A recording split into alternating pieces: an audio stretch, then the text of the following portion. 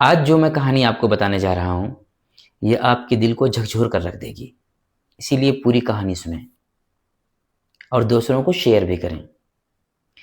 ایک شخص تھا نہایت ہی باحیا، شریف اور اللہ سے ڈرنے والا۔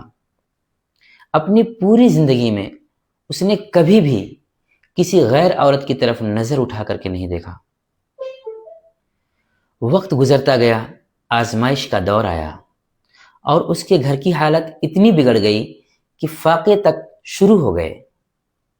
گھر میں معصوم بچے تھے، بھوک سے بلک رہے تھے، اور اسی گھر میں اس کی ایک جوان بڑی بیٹی تھی جو دن رات اپنے باپ کی غیرت، پاکیزگی اور ایمانداری کو دیکھ کر بڑی ہوئی تھی۔ مگر جب بھوک حد سے بگڑ گئی اور اپنے بھائی بہنوں کی حالت دیکھی نہیں گئی تو اس لڑکی کے دل میں شیطان نے سب سے برا خیال ڈال دیا۔ اس نے سوچا اگر میں اپنا جسم بیچ دوں تو شاید اپنے بہن بھائیوں کو بچا سکوں۔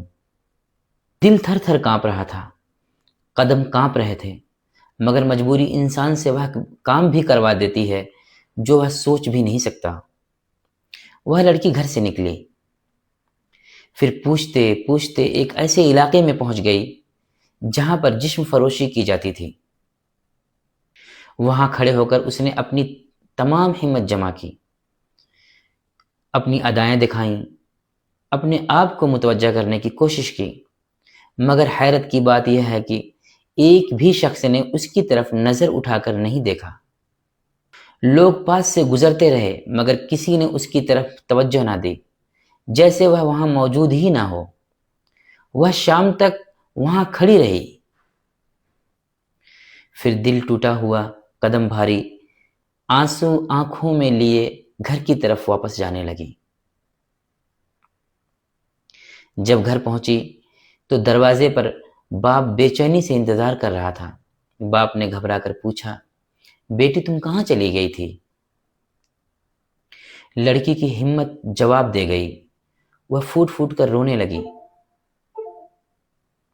اور سارا ماجرا اپنے باپ کو سچ سچ بتا دیا۔ آخر میں روتے ہوئے کہا، میں گناہ کرنے گئی تھی مگر کسی نے بھی میری طرف نظر تک نہیں اٹھائی۔ باپ نے اپنے آنسو پوچھے اور بیٹی کے سر پر ہاتھ رکھا اور نہایت درد بھری آواز میں کہا، بیٹی تمہارے باپ نے پوری زندگی کسی غیر عورت کی طرف نظر اٹھا کر نہیں دیکھا، تو یہ پھر کیسے ممکن تھا کہ کوئی تمہاری طرف نظر اٹھا کر دیکھے؟